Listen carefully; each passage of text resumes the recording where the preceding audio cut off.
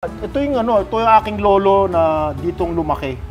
Ito si Eliseo, doktor siya. Ito yung asawa niya, si Elisa. Nung ako'y bata pa, ang binibisita namin dito si Ilang, si Angge, saka si Pai. Silang tatlo. Prominent and popular chef ng and he has a few restaurants in Manila like Sima and Green Pastures and Sima talaga, sir? Oh, naghahanap sila ng kwento. Alam mo, kung walang kwento, walang kwento. Ay, oo, wala. Di ba naman yan?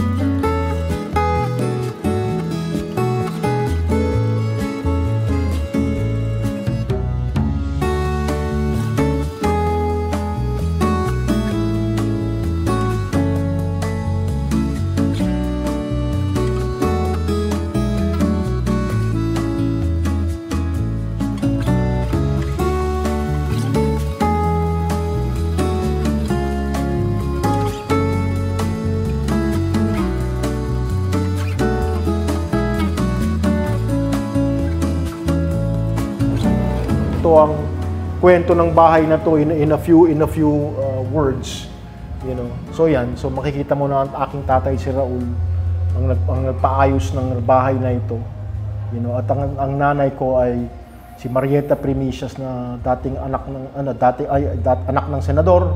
Not to mention the fact that she was also a government official during the Ramos administration. She was the founder of the National Commission to Fight Poverty. Hello, Sir Pio. Hello. Magandang tanghali po sa inyo. Hi, Fern. Thank you for this time and thank you for coming here to Taal. Yeah, this house was built 152 years ago in 1871. This is a classic bahay na bato. Actually, it was built during the nationalist period prior to the revolution against Spain. Ang gumawa ng bahay na to ay yung aking great-grandfather na katipunero na si Juan Cabrera Goco. So ginawa niya itong bahay na to at nagpalaki siya ng pamilya dito, mga 7 children. He raised 7 children here. And one of them is my direct grandfather, na tatay ni Raul, na nag-restore ng bahay na ito noong 1999. And naging historical house siya noong 2001. And of course, I always say, kung ang bahay mo ay isang historical house, kasi merong historical event na nangyapin dito o historical figure. And of course, ang historical figure is my great-grandfather who was a member of the Katipunan. He was the treasurer ng Katipunan sa Southern Tagalog region.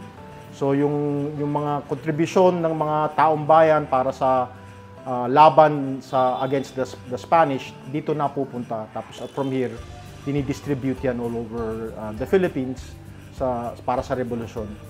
Not only that, ang tatay ko din ay isang historical figure kasi dati siyang Solicitor General ng ating bansa at dating Philippine Ambassador to Canada, the only Filipino that won got elected sa International Law Commission sa UN. So masasabi na rin namin na kasi Romaus na rin siya, he passed away in 2014. He is also very much a figure in the history of this house. Because siya rin ang nag-ayos ng bahay na to at mahal niya itong bahay. Oo.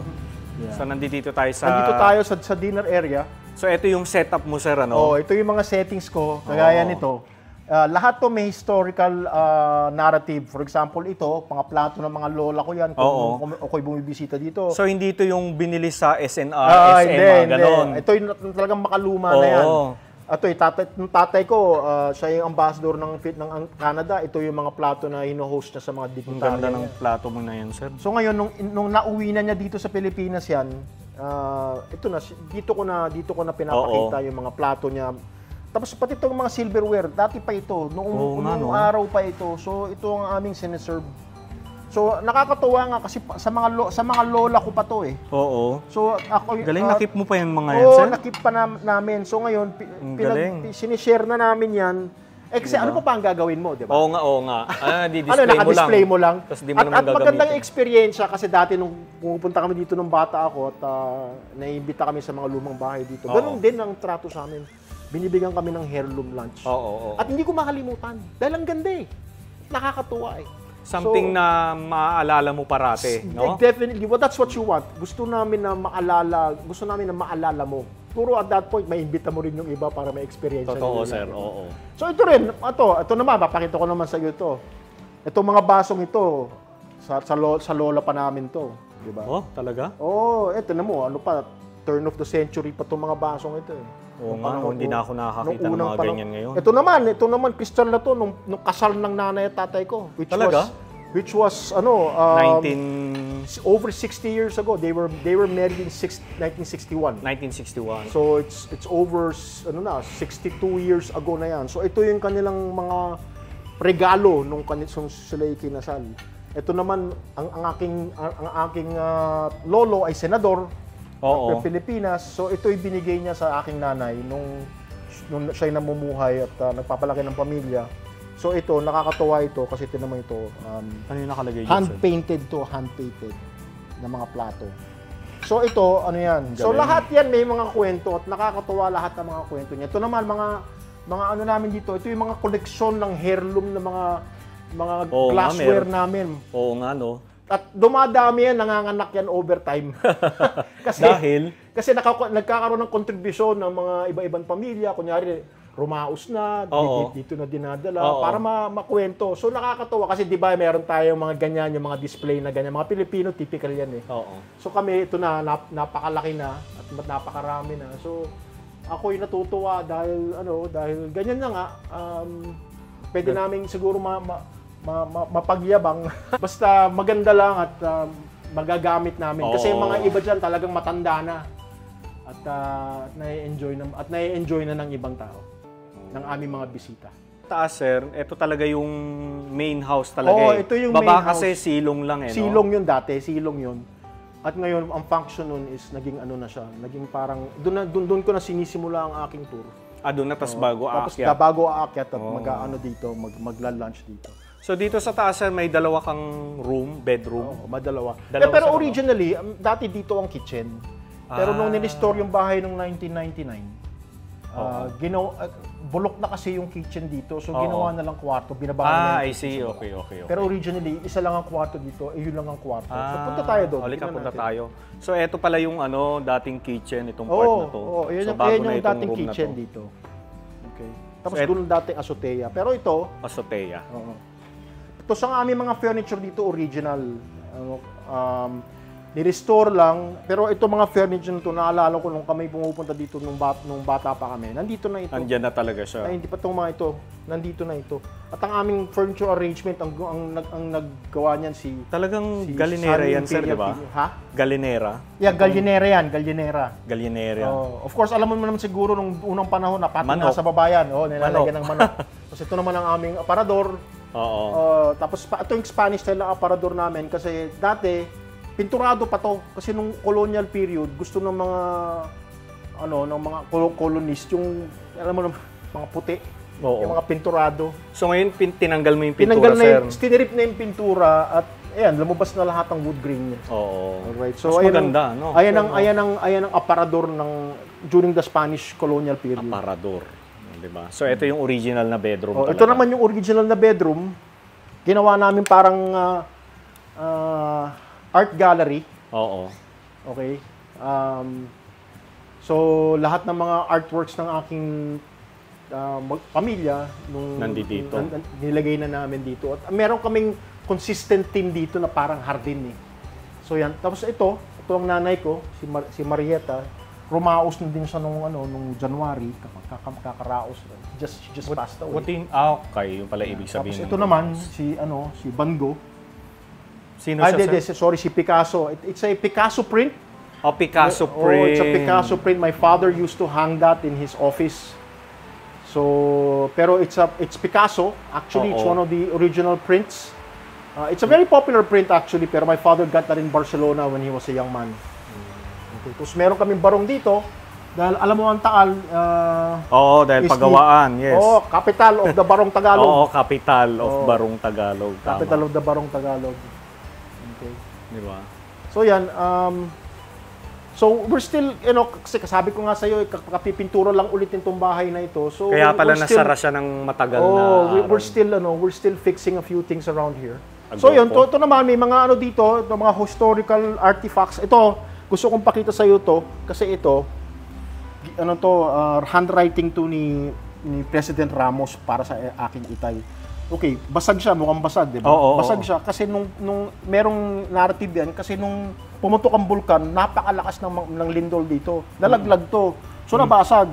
So, but the thing is, we want to still display it because it tells you also of some of the recent events that happened here in Taal regarding the Taal volcano eruption. So, not to mention the fact na, you know, siguro it's a very tangible way of showing it. Pero ito, sinulat ito ni... handwritten talaga niyan. Ganyan mabusisi magtrabaho si President Ramos na binibigyan niya ng promotion ng aking tatay. Sinabi niya, from Solicitor General, ikaw ay magiging ambassador na. At siya mismo ang sumusulot ng sulat para may pakita, para matapos nung sinusulat niya, ini-edit niya yan. Tapos pag-edit niya, yung mga edit siya ni President Ramos, ito na yung huli. Ayan na yung huli. Yan na yung promotion letter niya. So, pinakita ng tatay ko. Promotion letter ng father niyo po. Ayun. So, ito ang aking ito yung aking lolo na ditong lumaki. Ito si Eliseo, doktor siya. Ito yung asawa niya, si Elisa, na ilustre, taga dito sa Taal din. Pareho silang taga Taal. At 5 silang anak. Ito yung tatay ko. Pero lahat sila rumaos na except ito siya buhay pa siya. How old na siya, sir? Siguro mga ano na siya ngayon? 70? Pushing 90 na siya. Yung mga 90 na siya. Okay. Ito naman ang aking nanay at tatay. Nung kinasal sila? Nung kinasal nung 1961. Parang buntis na yung mother mo dyan, sir? Hindi naman. Ay, hindi ba? Hindi ba? Hindi naman. O baka ano lang yung damit niya, no? Pilipiniana. Ito naman, pakita ko sa iyo to dahil ito yung mga lola at lolo ko nung dito sila na dito yung mga nakatira dito. Nung ako'y bata pa, ang binibisita namin dito si Ilang, si Angge, saka si Pai. Silang tatlo ang nakatira dito. Ang lolo ko nakatira yan sa Sampaloc, Maynila. Ito naman dentista, doon din sa Maynila. Ito naman asawa niya si Manggubat, si Lola Miling. So ito ang lola ko, si Elisa. So, pero itong tatlo ang binibisita namin dito. Sila ang Tres Marias ng bahay ng Taal. Kasi wala silang mga anak. So kami yung mga anak, kami mga yung mga apo nila. Wala silang mga anak, so kami yung mga inanak nila. Ito naman yung bahay ay nire-dedicate noong March 2001. Dito yan, sir, ano? During the restoration. Dito yan sa labas yan. So makikita mo na yung marker. Okay, so this was during the restoration of the Goco House in 1999. So ito naman ang aming kapitan, Encarnacion, saka ang aming unang lola na si Tomasina, Goco Encarnacion. Okay. Hindi na namin siya naabutan dahil rumaos na siya nung bata pa kami. Of course, ito si Robbie Goco, kapatid ko. Kapatid nyo, yan yung siya yung chef. Siya yung very prominent and popular chef ng and he has a few restaurants in Manila like Sima and Green Pastures and Sima talaga, sir? Sa amin yun. I see. So amin yun. Sa kanila pala yung Sima. Actually, nakakain na yata ako sa Sima kung hindi ako nagkakamali. Ayusin ko na to. So ito naman itong litratong ito, nung ang bahay ay nag-celebrate ng 100 years nung 1971. Nagsama-sama kami lahat at sinelebrate namin. Andyan ka ba, sir? Oo, nandito ako. Ayan ako. So nag-date ako, 71. So bata pa ako dyan. Mga 5 taon ako dyan. Tsaka merong grills. Pero wala na yung grills na yan. Pero puti yung bahay noon. Parang ang laki nung daanan, sir. Parang. No? Pero ano yan, ayan ang aming buong angkan. Ayan ang aming buong angkan during that time. So, masasabi mo, malaki ang aming pamilya. Oo, ang dami nyo. Marami kami. Etong ano mo, sir, Nara ba to? Oo, Nara to, no? Original yan. Original po ito. So, as you can see, since kahoy yan, we have to always, ang maintenance sa mabusisi, we have to always do anti-anay. So, taking care of a house like this is always intensive yan. Parating meron kaming kailangan magbigay ng panahon. You really have to care for an old house like this, otherwise masisira. Totoo, sir. Totoo. And so, kami naman, ang henerasyon namin, hindi naman kami nagkakasala dyan. So, we want to make it look dignified. Kasi, ang nakakatuwa niyan, kasi kami na ang 5th generation ng Goco dito sa Taal. And ang Goco, ibig sabihin ng Goco is either 5 pesos, 5th generation, 5th child. So kaming fifth generation na kami na ang nagrepresentante dito ngayon, we want to make sure that in our generation, we are doing what we can, not only for our own house, not only for the GoCo name, but also for the Filipino heritage na importante sa ating lahat. Oo. Amin, Alright, so itong pintuan namin, Siyempre ito, may istorya yan. may storya rin yan. Oo. Kasi ito ay pintuang nung unang panahon pa ito, nung ginawa itong bahay na ito, nandito na itong pintuan. Oo. At may significance yan, may meaningfulness yan. Kasi ito OG nave or onion top. Ang disenyong yan ay typically makikita mo sa mga Muslim countries, Moro. Oo nga sir, ano? Oo. Why? Because Batangas had a Moro past. That's why ang aming kasabihan dito, ang colloquial term namin, alam mo naman, alae kami ng alae dito. Alae, oo. Kasi alae. it is an homage to Allah. You know, alae means, oh my God or God first. An homage to Allah, the Muslim God. So ngayon, ito ang aming, meron kaming ganitong pintuan, which actually signifies honor. It is a house of honorable people. Kaya pala ganyan ang disenyo niya. Oo, kaya ganyan ang disenyo. Oo. So ito naman, ang aming knocker. Magkakatok ka. Pero ngayon kasi kamay na lang ngayon eh. Oo, kamay na lang. Tao po! Di ba? Anong tawag sa ganito, sir? Ito naman, bigay sa amin ito ni, knocker to, pero bigay sa amin knocker. ito ni Alejandro Roses. Oh. Who was the former NHCP chair during the time that this house was restored. And he's also notable because he is a national artist for literature. Oo. So ang nabigay sa amin ito ay isang national artist. Knocker ang tawag. Knocker, oo. Dating silong ito ng bahay, dito dinalagay dito dumadaan ang kabayo Oo. at ang karwahe. Karwahe, so dyan oo. pinaparada. Kami bata pa, nung pumupunta kami dito, this had a very utilitarian purpose. Talagang may nakatira. Oo. Pero ngayon, more like parang museum na siya kasi nung 1999, nung ni-restore to, pati yung sahig, di ba? Oo. Ngayon, parang Spanish style na siya, parang machuca tiles, no? Pero dati, brick pa yan. So, very purposeful and utilitarian. So, ngayon, more museum na siya. So, yun yun. So, kami naman, since rumaos na ang aking nanay tsaka tatay, kami na ang generation na nag-aalaga ng bahay na ito. And today at this time, what we do is we try to maintain the house and make it dignified because ang bahay na ito ay bahay ng Pilipino. At of course, we want to always remember the proud past of Filipino history. And so ang ginagawa ko dito ay nag-host ako ng mga historical lunches. Oo nga. You know, and tours for anybody who might be interested in not only touring our house but also touring Taal. So yun ang ginagawa ko dito. Yung tour package ko, usually, it's $17.50 per head. Kasama na yung lunch. And then meron din akong house tour with lunch. At ang tour ko, it starts at 11 in the morning and it ends at 5 in the afternoon. So ang tour na yan, kasama yung bahay, meron kaming historical narrative ng bahay, tsaka ng pagkain ng bayan ng Taal.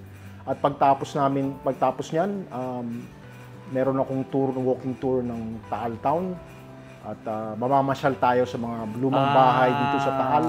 At saka yung mga newly restored houses na naging siguro naging mga restaurant na. Oo. At para makita nila ng taong bayan yung mga changes dito sa Taal na napakaganda. Ang aming simbahan nga dito, yung Taal Basilica, ay kare-restore lang. So maraming nangyayari dito restoration at nakakatuwa dahil feeling namin lahat dahil nag-aambag ang mga taga-Taal din, nagtutulungan kami na renaissance kami ngayon. Kami rebirth na ang Taal, nagkakaroon na ng rebirth. At every year nagkakaroon nakikita mo na merong mga pagkakaiba na magaganda. Oo. Lalong gumaganda ang eksperyensya ng pagbibisita ng Bayang Taal.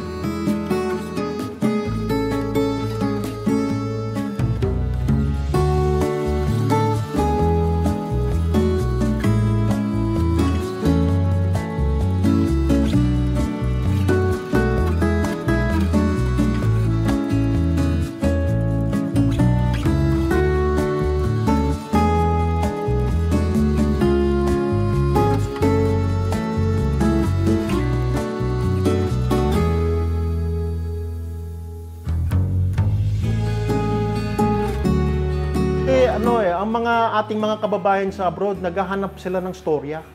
Naghahanap sila ng kwento. Alam mo, kung walang kwento, walang kwento. Ay, oo, wala. Di ba naman yan? Tama ka dyan, sir. Pero sa katotohanan, wala tayong masyadong narrative tours. Okay, magaganda ang ating mga beach. Pero yung mga historical tours, namatay pa si Carlos Cedran. So, nawawalan tayo ng kulang ang mga taga-kwento. Si Ampeto Campo, yan, nandyan siya. Pero kulang pa din. Kulang pa din, sir. Kulang pa rin. So, my ultimate desire or ang gusto ko sanang mangyari ay mas maraming Pilipino na magkaroon ng interest sa kanilang Philippine history. At maikwento nila ang nangyari sa isang lugar na napaka-importante sa Pilipino. Oo, most especially yung mga parating na new generation, Oo, may pasa. Kulang eh. Oo. At saka ang balita ko, ang ating history hindi na college course yan. Sinara na lang yan sa araling panlipunan sa high school. So kulang tayo sa historical narratives. And not to mention the fact na we were a colonized country, so ang ating historical narrative was actually narrated by our colonizer and not by the Filipino himself. May problema, which means ang ating history may pagka-propaganda pa kasi it is not to our advantage, it is to the advantage of our colonizer. You know, I just want to say something kasi marami rin tayong mga expats na mga Pilipino at kanilang mga bisita na foreigner. Yeah.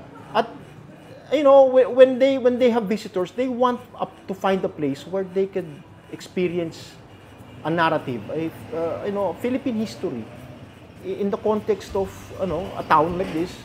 Tapos pagkain, lahat 'yun binibigay ko at saka kaya ganoon din naman ang ginagawa nila sa sa ibang mga bansa na pinagmamayabang nila yung kanilang history.